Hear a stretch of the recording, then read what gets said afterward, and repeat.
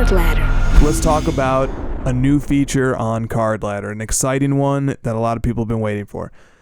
As you may already know, Card Ladder requires a researcher to verify sales before they are permitted to display on a card's profile. The accuracy and credibility of our data is the heart of our business.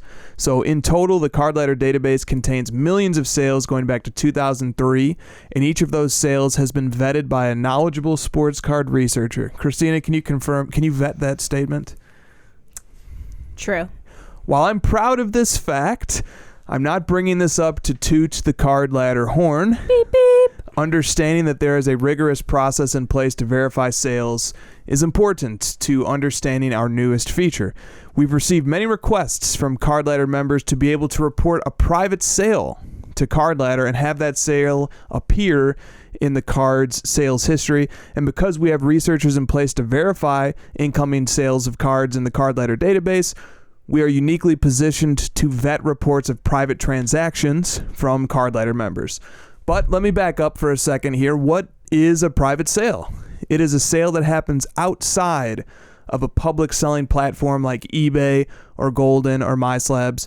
Card Ladder currently tracks 13 different public selling platforms, but up until now, we have only ever reported one private transaction. Do you remember what one it is, Kristina? I do. It was Rob G's purchase of the mantle because it was verified by a third party, an auction house. And because the predicted value lined up with the price that they paid, and lots of factors went into that. But only one private sale ever in the history of Card Ladder. Okay, Josh, let me tag you in here.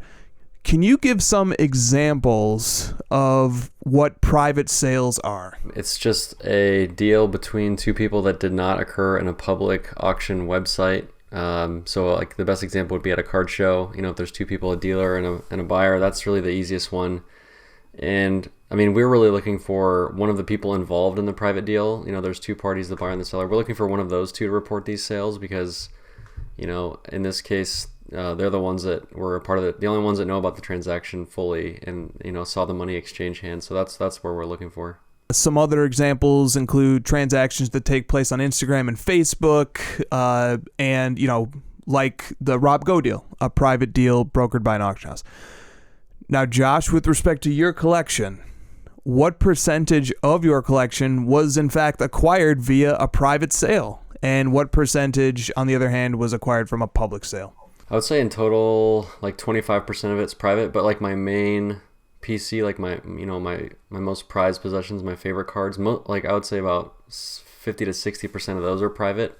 So I think we're going to see a lot more of the private sales on sort of the high end, you know, because some of the cheaper cards, you'll just see so much volume on eBay and those sites that, you know, the private sales sort of get lost in those. But the ones that don't sell so frequently, those are the ones that are really going to help out in this case. So the rare, high-end, iconic cards, you know, the private sales will be very helpful there.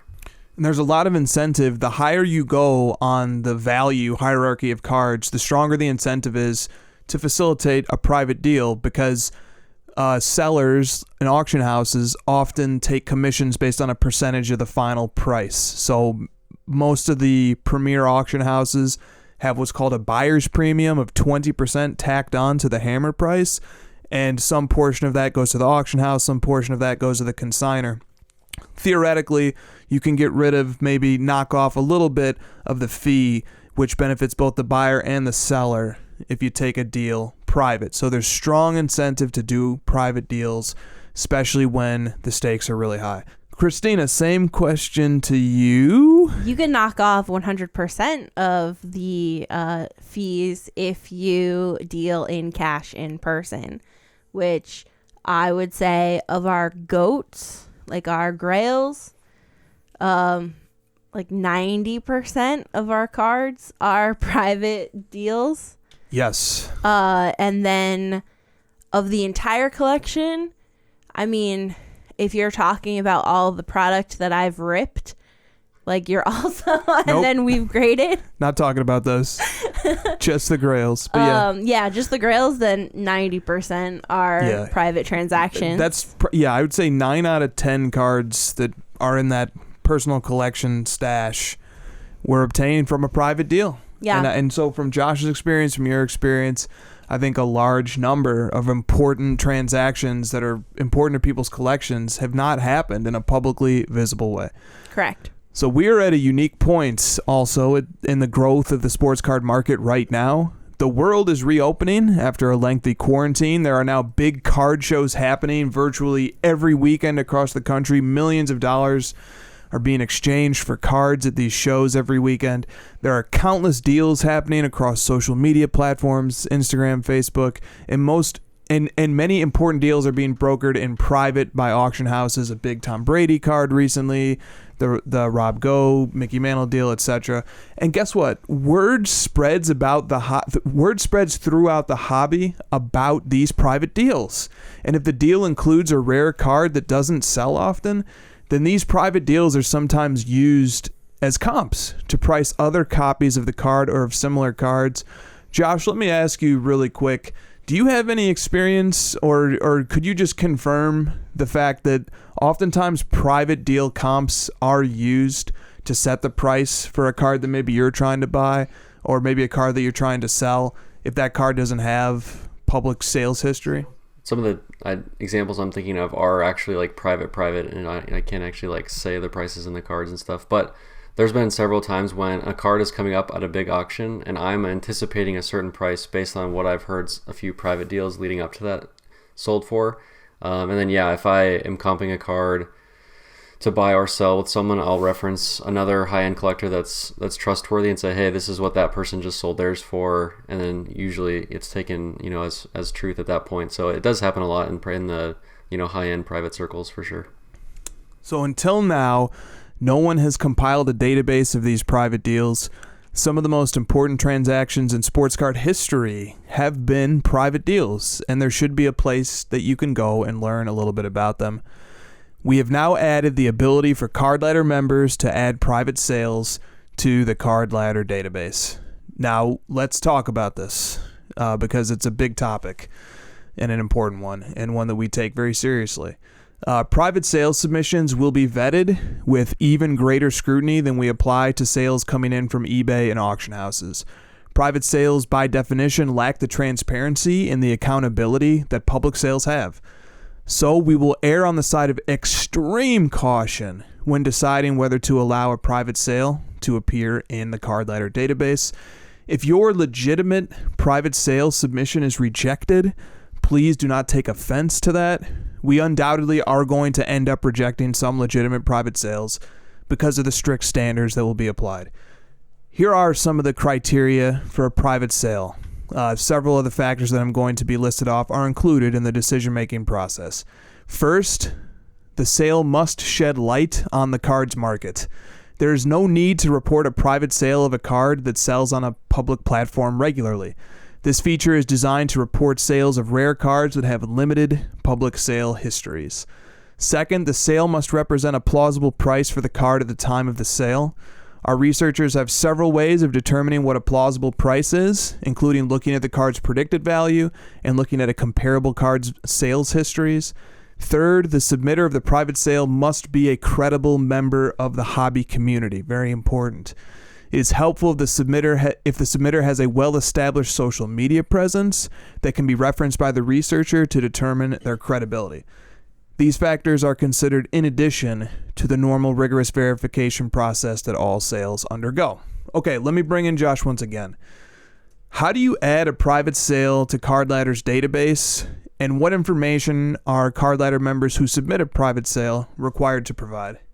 Yeah, before I start, I just wanted to echo, the seriousness of this, because the first question that's going to be asked is like, okay, you're going to let in private sales. How can I trust this if you're just going to open this floodgate of whatever Joe Schmo says? It's quite the opposite. And like you said, we take it very serious and we're going to have more strict policies on it. So I'm glad you pointed that out. So on the site, if you, on the pro site, app.cardladder.com, if you go to a card, let's just pick a rare card, Luca Prism Gold, that you guys actually own one of those. So if you go to the profile, click View All Sales, where you get the full sales history. There's going to be a plus in the top right. That's a new addition next to the Purgatory button and next to Close. There'll be a plus. Click on that. you'll be presented with a modal where you can submit a private sale for review. So it's not going to just admit it, automatically put it into our database. It's going to put it in front of our eyes. Our researchers, we're going to take a look at it. The things you need to have first is to verify who you are. The transparency of it is you yourself. What is your profile link? Who are you? We also have, your user account, the person that submitted it, but some of that information is private. So we want you to be public in which sort of information you'd like to provide to us in order to vet. So the best way is, your Facebook profile or your Instagram profile. And that's required, actually. We will not let you submit a sale unless that's done. You can also change that from your account. So if you've already put in a profile link from your account, you won't be required to do this for every single one, just the first time. Next, obviously the price, the date.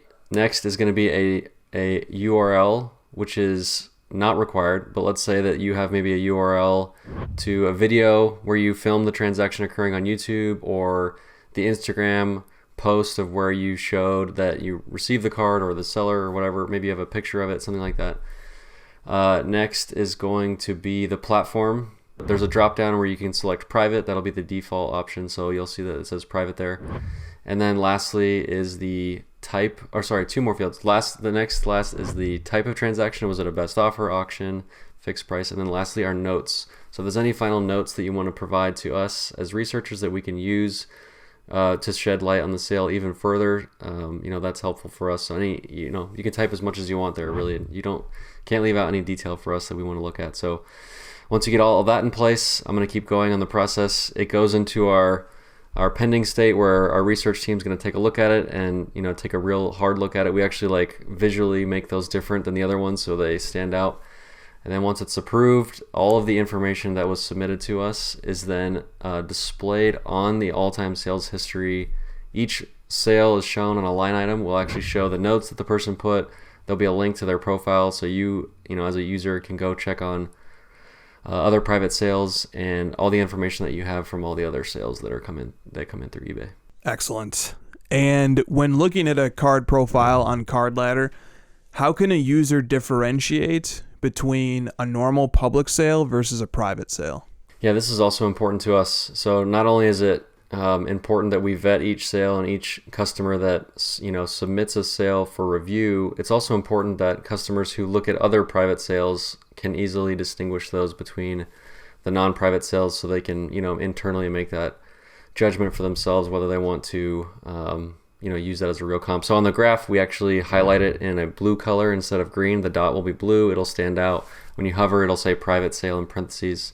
So it's very obvious that it's a different type of sale. And then, like I said, in the all-time sales history list, when you click view all sales, it will show private as the listing type in the column. Excellent. Can users add private sales from many years ago, or does it need to be a current sale? Yes, that is going to be the interesting part of this, because we've never done this before. I'm expecting a flood of past sales, which is totally okay, because here at Card Ladder we take all-time sales history very serious, and we love to kind of fill in the gaps of these sales from a long time ago, because it really helps fill out the graph and show you the overall trends of that card going back as far as we can. So those are definitely welcome. They're going to be a little bit stricter again, because we may not have as much context if it's 10 years ago. We may not have as much data on that given card around those sales and those dates, so we have to be just a little bit more careful. Excellent. Final question on this new feature, save the best for last. Kristina, how much do you look forward to receiving feedback from our members inquiring about their private sale? I look so forward to all of the messages I'm going to get to answer, and all of the times that I'm going to talk to our amazing Card Ladder Pro members. Great. Be nice to Kristina as you navigate this new feature. Okay. One more thing.